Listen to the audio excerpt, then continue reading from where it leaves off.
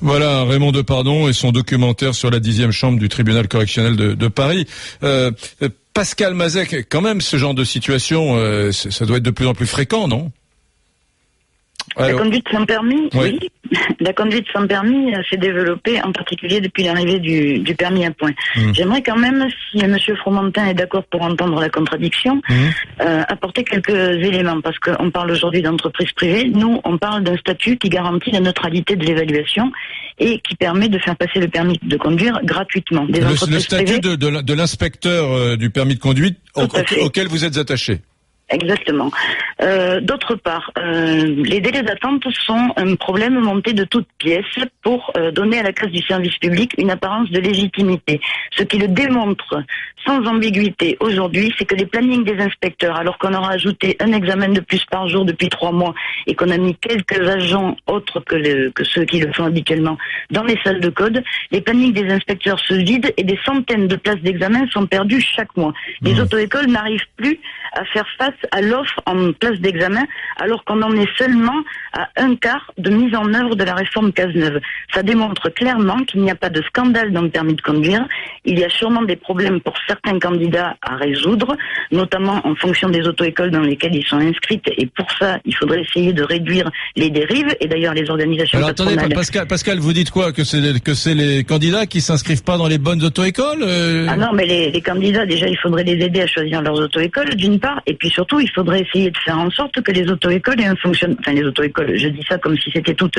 Une grande partie des auto-écoles fait son travail correctement. Il y en a quand même un certain nombre qui pratiquent des méthodes frauduleuses ou douteuses. Enfin, il y a des dérives qui se sont installées depuis que nous ne les contrôlons plus. Donc, c'est dans ces auto-écoles-là qu'il faudrait intervenir de façon à ce que chaque candidat, chaque élève, chaque citoyen qui va s'inscrire dans une auto-école puisse savoir qu'il a affaire à un établissement de qualité. Plutôt que de vouloir dire que c'est le service public qui ne fonctionne pas. Merci beaucoup Pascal Mazet, on l'a compris, vous êtes contre ce que vous appelez la privatisation de l'examen du permis de conduire et contre le principe de la délégation de service public que souhaite mettre sur le tapis cet après-midi à l'Assemblée nationale le député UDI Jean-Christophe Fromentin, puisque, je vous le rappelle, cet après-midi sera débattue à l'Assemblée sa proposition de loi visant à réformer l'obtention du permis de conduire. Camille, il est 13h56. En tout cas, toi, tu l'as eu ton permis de conduire. Camille, hein, ça a été un parcours du coup. Ça a duré combien la petite opération? Parce que je rappelle que ceux qui nous écoutent ne le savent pas, mais ça fait juste 3-4 ans que tu me parles à peu près 2 fois par semaine de ton angoisse du permis de conduire. Bien sûr. Toi, tu l'as eu au bout de combien de temps? Ça a pris combien de... Là, en tout, à partir de ma toute première inscription au code, je dirais que ça m'a pris 5 ans. Non, 5 ans, mais non. Oui, si. Ah bah si, ça m'a pris 5 ans. Mais oui, mais alors il y a un problème là, 5 ans. C'est un petit problème parce que j'ai changé d'auto-école. Justement, on parlait du choix d'auto-école, ça aussi.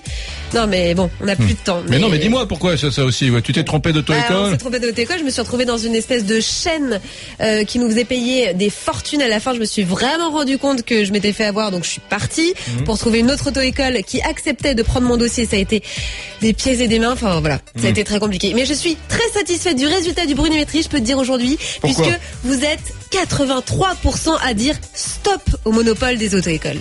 Voilà, avec Camille est heureuse, mesdames, messieurs, et quand Camille est heureuse, je suis aux anges.